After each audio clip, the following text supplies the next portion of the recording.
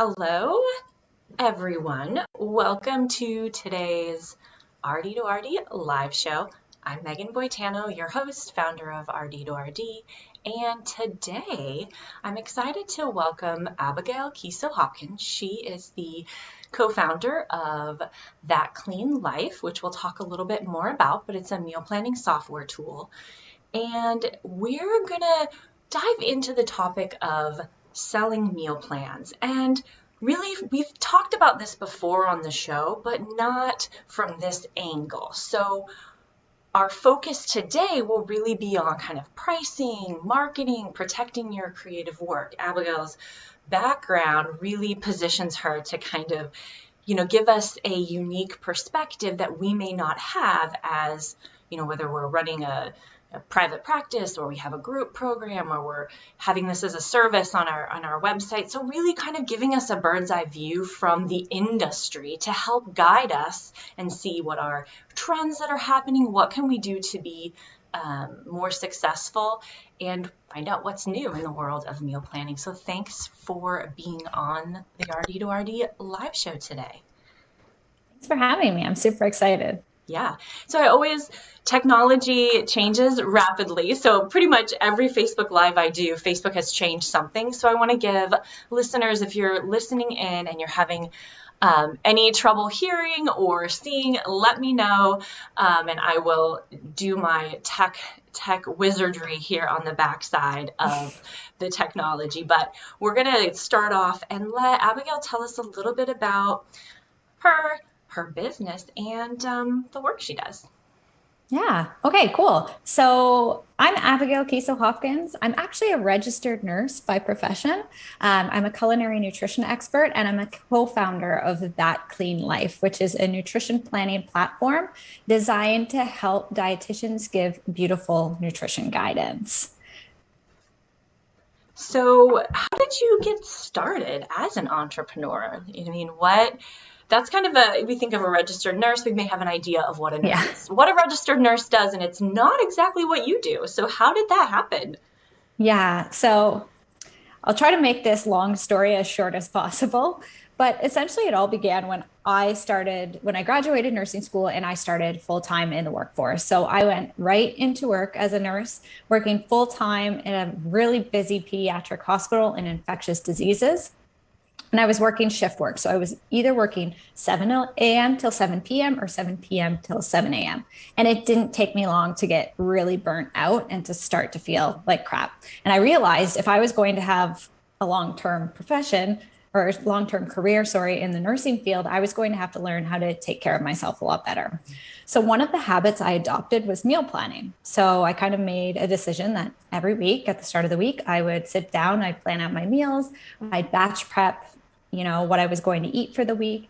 And this started to be something that became really fun for me. And all my nursing colleagues were asking me, like, what are you eating? What is that? And they were all so interested. So I told them, like, I'm starting to meal plan. And I'm like, can I see your meal plan? So I thought, okay, let's make this fun.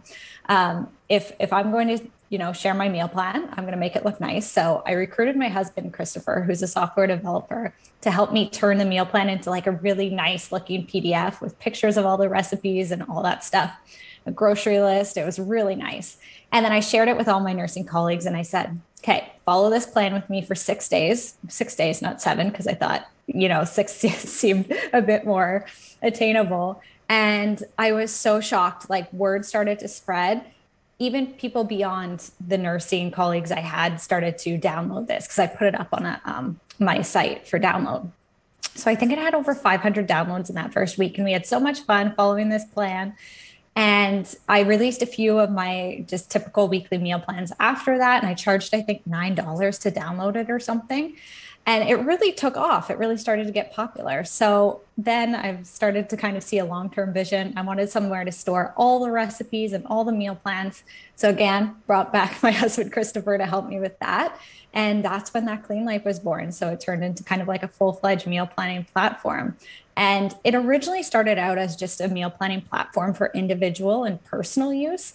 But over that first year, I had so many dietitians coming to me saying, I need this for my business.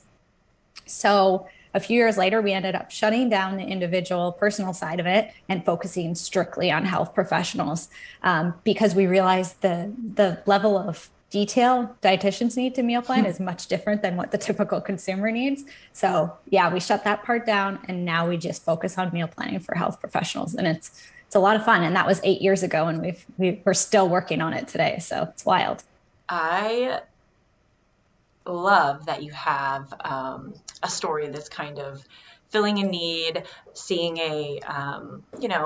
seeing the response. A lot of us think, we have to have that idea completely fleshed out when we get started. And I think it's really fun to hear your story and see how you kind of changed as you saw the response to your business. So a couple people on the video are saying their audio is great, and a couple people are saying it's choppy. So I'm not sure if it's maybe the individual listener's connection, but I'll keep an eye on the comments, because it sounds like some of you, you're not having any issues. So, all right. Now I want to go back to this term, selling meal plans, which is the topic that, we're covering today. But that is kind of nebulous. When I say selling meal plans and I talk to maybe 5 people, they might be envisioning something different in their mind. And I know it seems like, well, it's pretty obvious what it is.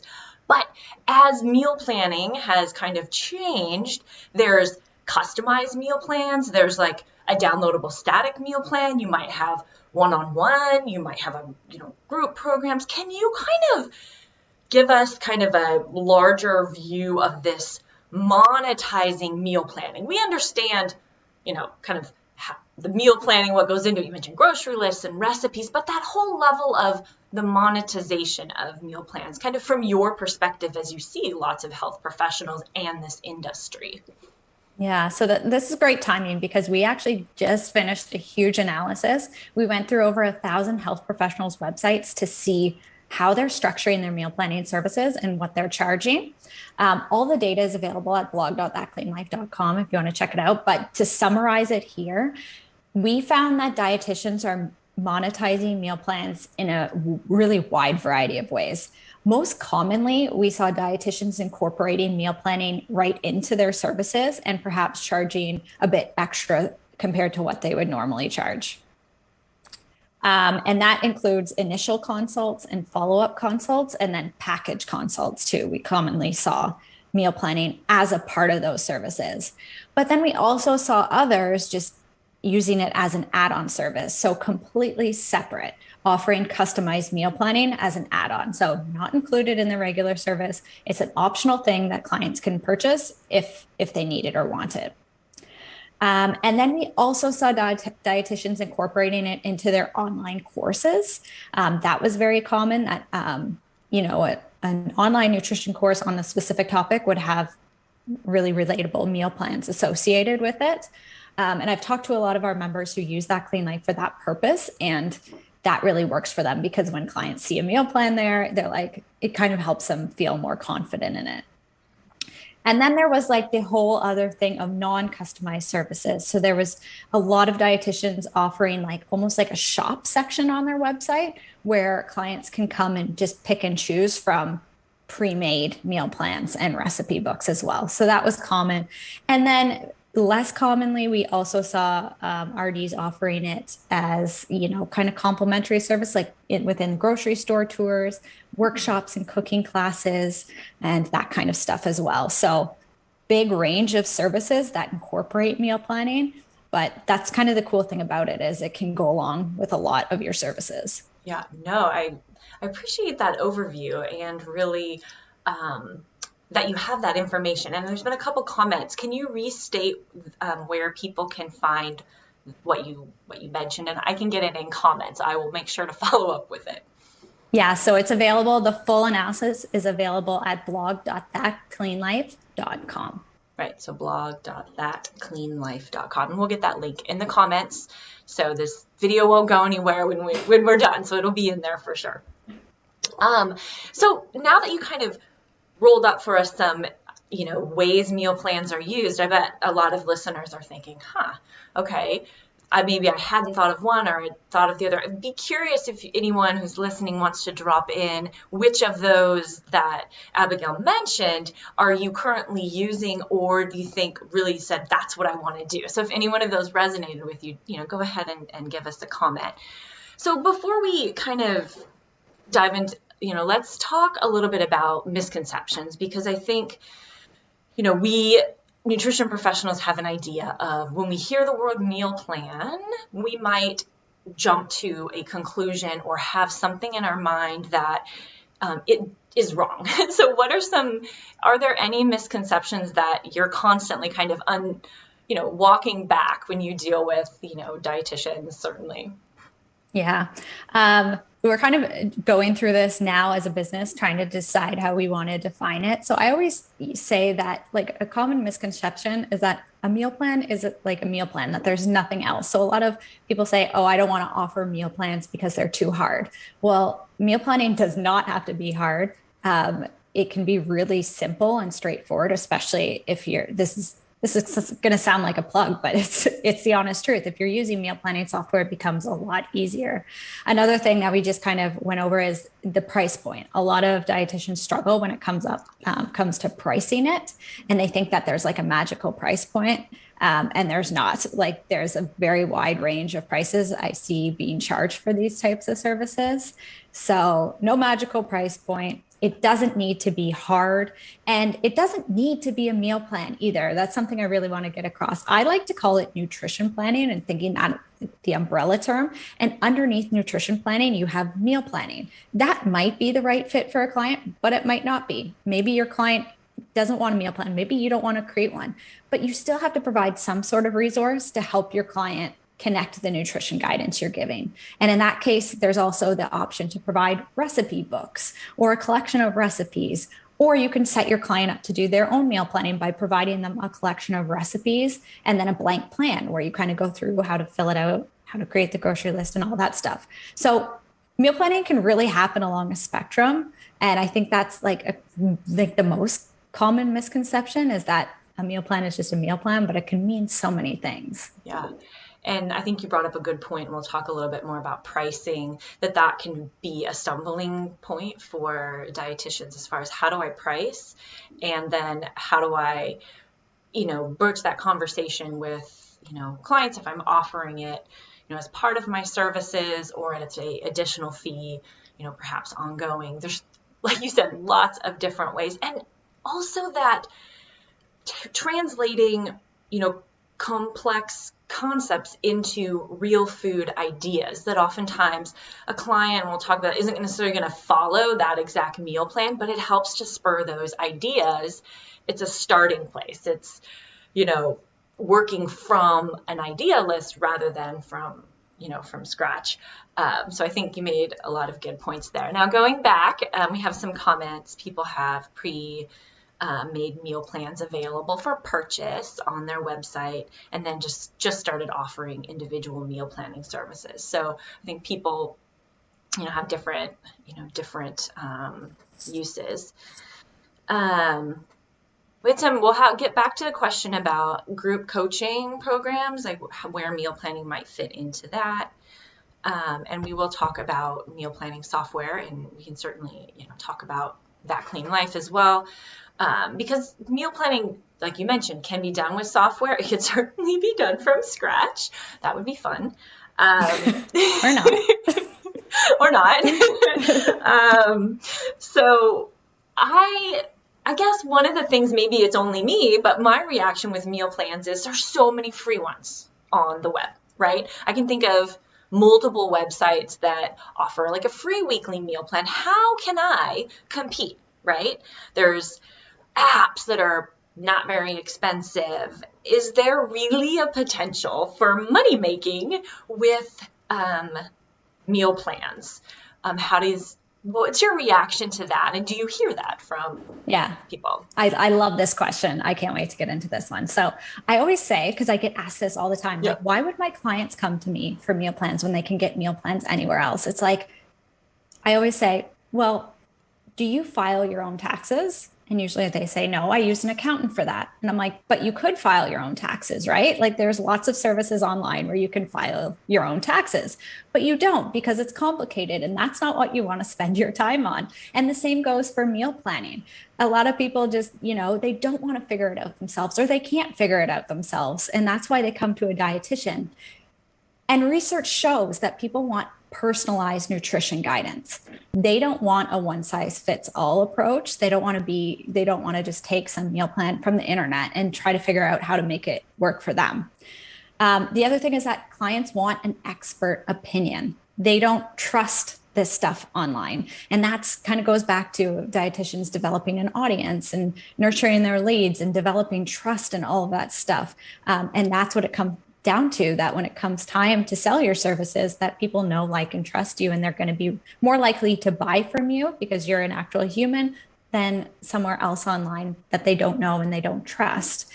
And the other whole thing is that clients have complex needs that only a dietitian can serve. So if a client is dealing with a new diagnosis or the diagnosis of a family member or a child or something like that, they're not going to be able to find a free meal plan that suits their needs or suits their family's needs or caters to all their allergies and intolerances and all of that stuff.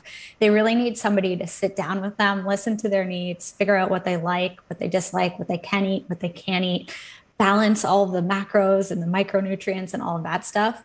And that's your superpower as a dietitian. So yes, there are tons of free apps and free meal plans floating all around the internet, but there's still a huge need for dietitians to do customized meal planning. And I can tell you this with confidence because I've been at this for 8 years and I've been working with some dietitians up to 5 years who have, made a goal of this as a business.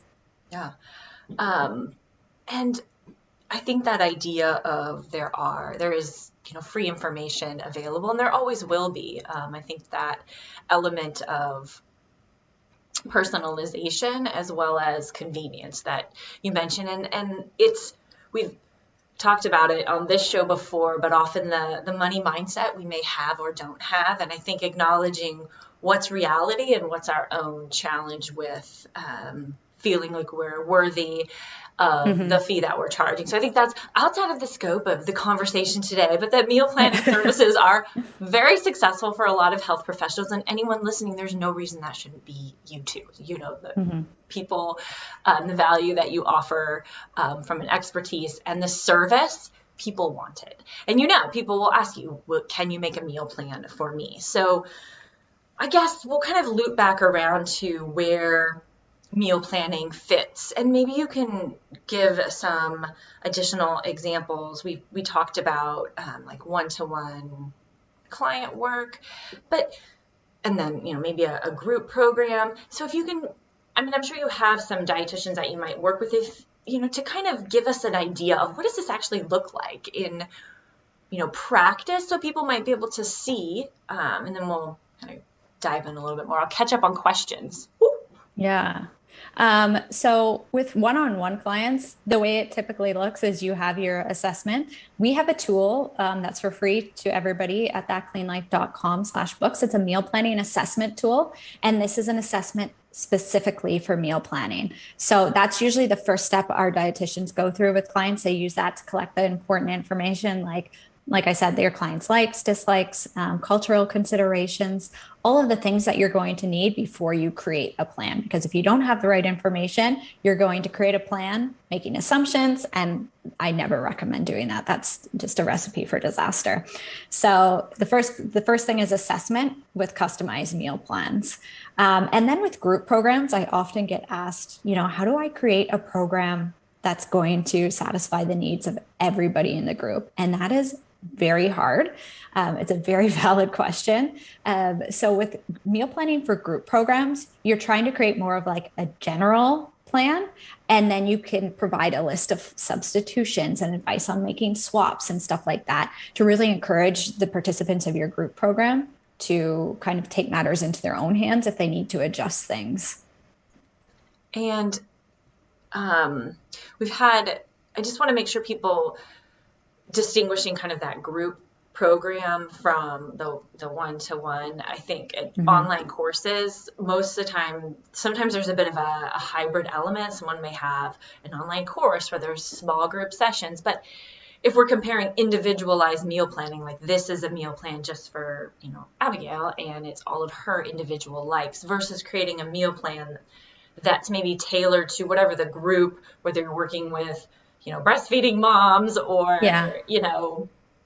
menopausal women, they're a meal plan that's unique enough. And I think that kind of goes into how you market that program. You're not going to say this is individualized to every single allergy that you might have, or are you going to offer that for an additional fee, or thinking through what do your clients need and having that as a service. Say this is what comes with the program, and then if you need something additional, that's individualized and that's a one-on-one. I'm just making sure people understand the idea of a group program versus kind of that, one-to-one. It may be new for some people. That's a good point. Mm-hmm. So there is some comments around developing. Some people said, does it always have to have recipes? Do they have to be original, recipes, or could you link to recipe blogs? And I think there's always a lot of questions around what can I use in my meal planning is that somebody else's? How do you as a site That Clean Life, you've got to have a recipe database. What recipes can you use when you're creating meal plans versus what do you have to develop yourself from scratch? Yeah. So first thing you said, there was a question, do I have to develop meal plans with recipes? There is another way of meal planning where you can meal plan with just individual foods, right? Like a cup of oatmeal with a cup of blueberries, one slice of whole grain bread with a tossed salad, stuff like that. That's definitely a valid meal planning method, but that's not what we do at That Clean Life. We do meal plan with recipes. So how we've approached that in terms of kind of the intellectual property type of thing is that we actually design, develop, and test all of our own recipes. So we have a team of recipe developers who do all of our recipes, and we're adding new recipes all the time so that our members constantly have access to new content.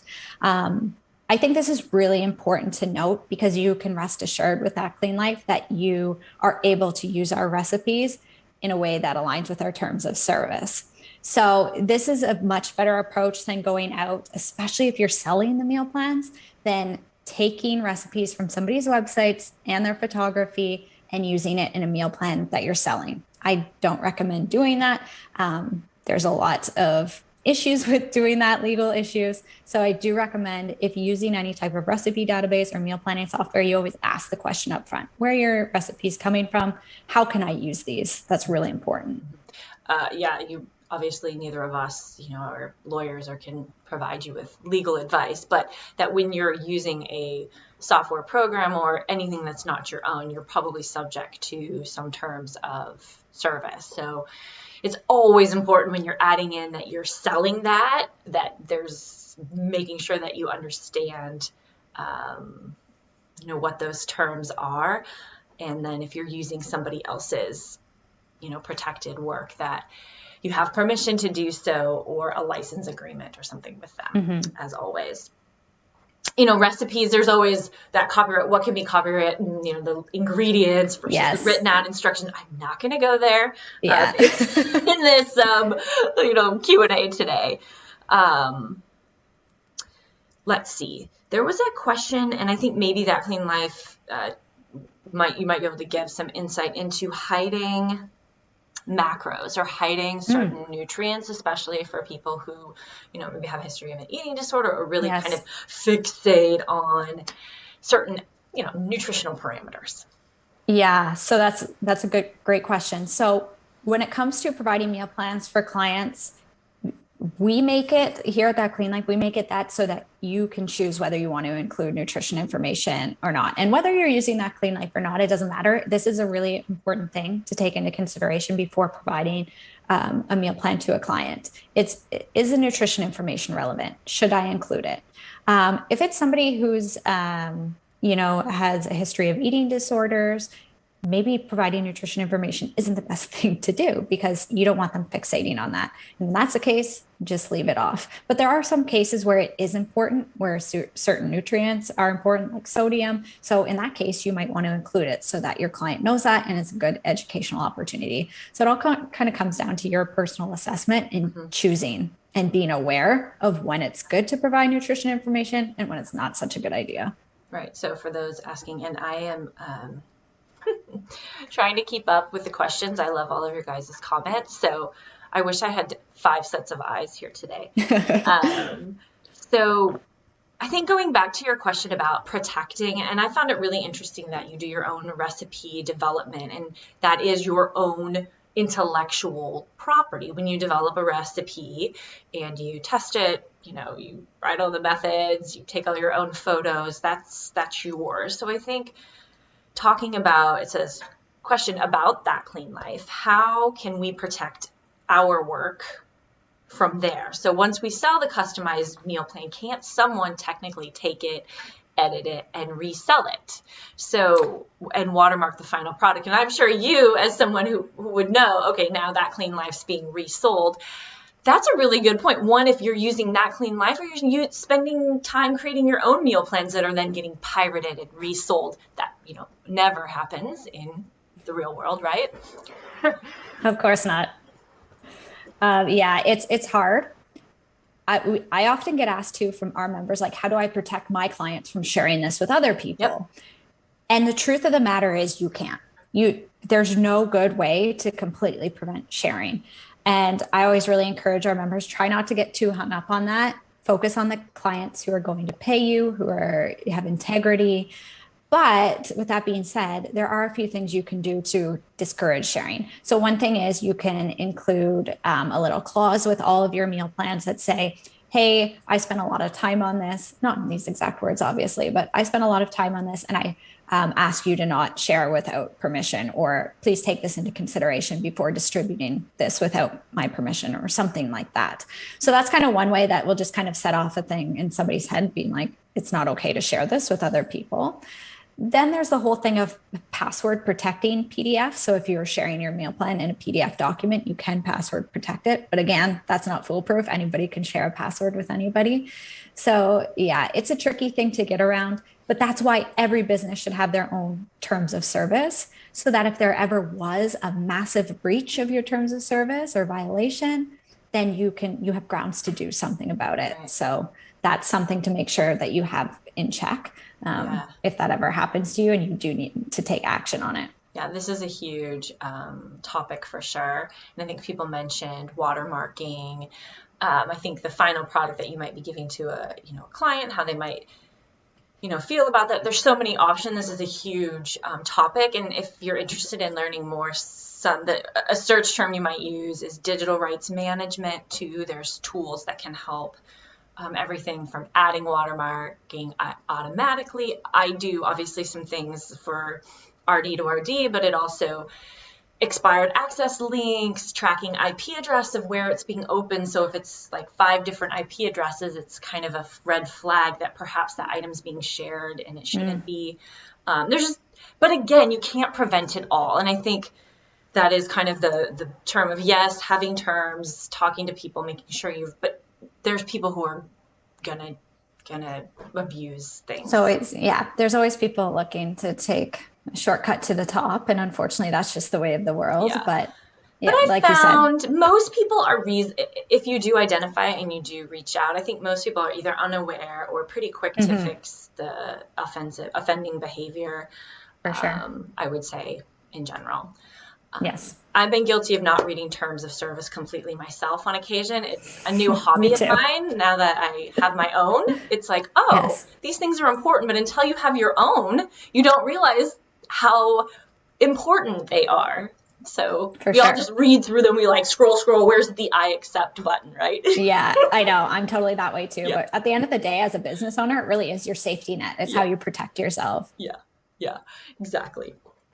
All right. And so let's we migrate back here. There's been a lot of change, right? And maybe in the last 5 to 10 years in software apps and tools. And can you just kind of bring us up to speed on have there been any major shifts in the industry as far as what's available to professionals? So let's say 3 years ago, I was starting my private practice and this is what was out there. And now someone, getting ready to start a practice now or offer meal planning services, what's different? Maybe what's changed and where is it going?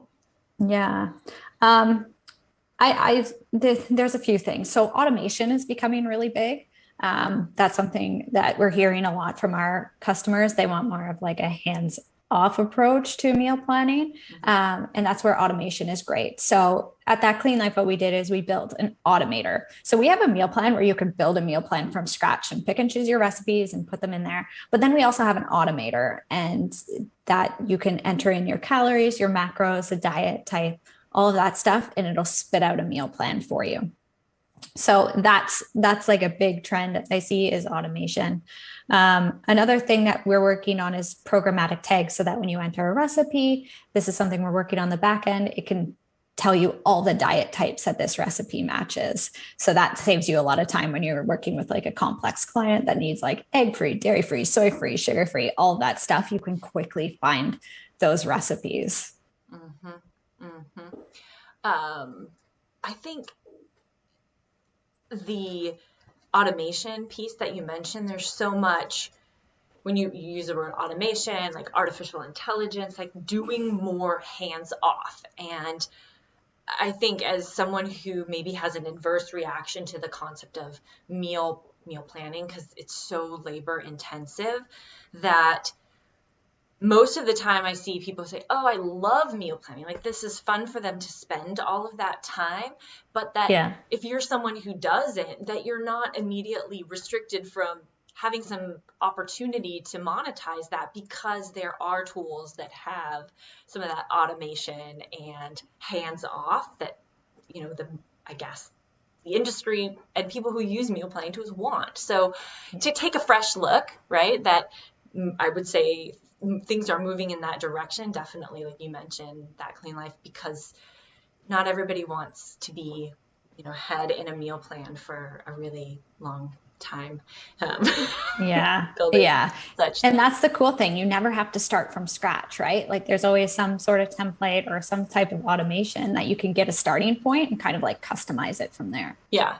Meal blocks or meals, structure. I mean, everyone's meal planning process is different, but I also think, helping, we're going to talk about the whole idea of meal planning as a teaching tool, right? That it may not be the client taking this and following it to a T, but that it offers the opportunity to teach through food and eating, and that experience of really changing the behaviors around what is a struggle about this? Is it the prepping or the shopping or, the hum of life? And it really gets into, it's not about the food, right? It's always, there's all these other things that have to be in alignment to really make, the eating come together. And I think that's that opportunity as a professional to really start to peel that back. Because it's not just like, here's a meal plan and I gave you what you want and get away. It's really integral into how and what we do. So I think that's kind of something that from my personal experience. So I want to go back. There's a question about the legality, and I don't know if we want to talk about, I don't want to dive into too many like legal questions because Abigail's not a lawyer, so she's not going to give legal advice. Some non-dietitian selling meal plans. I think the whole, that would probably be a better topic about medical nutrition therapy and licensure in different states and who can give general information and meal plans and where they fall. While a very interesting topic, might not necessarily be right within the scope of today's conversation. But I want to go back to this topic of protecting dietitians, protecting their work from kind of intellectual property, to make sure that I gave you a chance to kind of cover that adequately. You mentioned what That Clean Life does. If there's anything else that I didn't let you say in that topic area. I don't think so. I think I had my say in that. And you mentioned we talked around the topic of, pricing. Can you give any idea, any trends in what you kind of see in your interaction with, people who use, you have a lot more interaction than I would about how they're doing pricing? Or is there more of a trend towards standalone meal planning services, or like we mentioned, group programs? What are you seeing, I guess, to start with? Yeah. So when it comes to trends in pricing, I can tell you, I just did a huge research project on this. There are no trends. Pricing is all over the place. We also really thought that we would find correlation with profession and price. Like we thought it would go up in your level of education, but that wasn't the case either. So what we found is that pricing really depended on so many factors. We found that dietitians who were more established and who had a bigger audience or more trust built up, they were charging more. We also found that dietitians who were specializing in a really specific topic were like SIBO or PCOS, they were charging more than dietitians who were more general and just providing kind of like general healthy eating meal plan. And I think that makes sense when you think about it, because they're probably spending a lot more time manipulating meal plans and calling on probably special knowledge that they have and special education that they've pursued to have that knowledge. The perceived value by the client, right?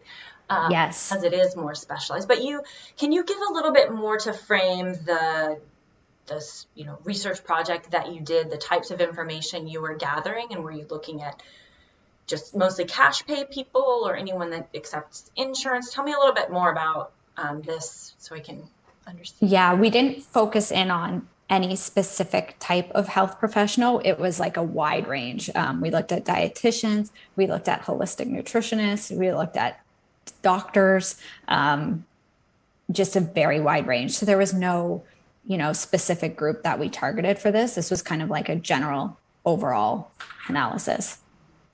And so you saw that pricing is kind of all over the map as far as what people are charging. Did you see that primary, lane being meal planning as an adjunct to one-to-one services, or did you see a bit of it in like the online course or static, plans that maybe people have for gated content for subscribers, or any of that from a business? Yeah, the majority were offering it as a part of their one-on-one services. That's what we most commonly saw.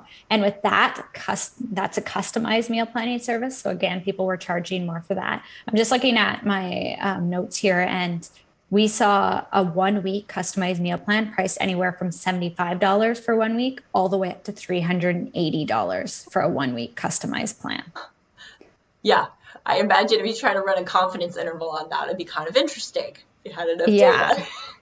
And the same went with all services. So for group programs that offered meal planning, we saw a 4 week group program priced as low as $80 all the way up to $399. And then digital downloads, so like recipe books or like pre-made meal plans, $8 all the way up to $97 for those. So huge variance there. And that's why I always encourage dietitians not to get too hung up on pricing.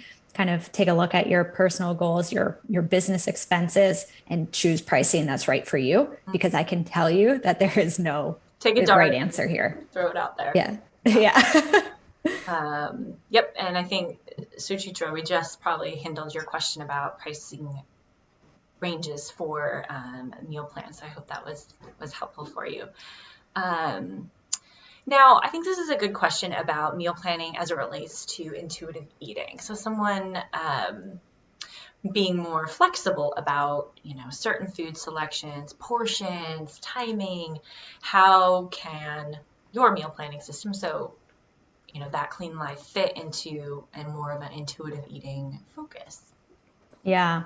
So with intuitive eating, probably a meal plan isn't the best fit. So it goes back to kind of what I was saying about choosing the right resource for the right client.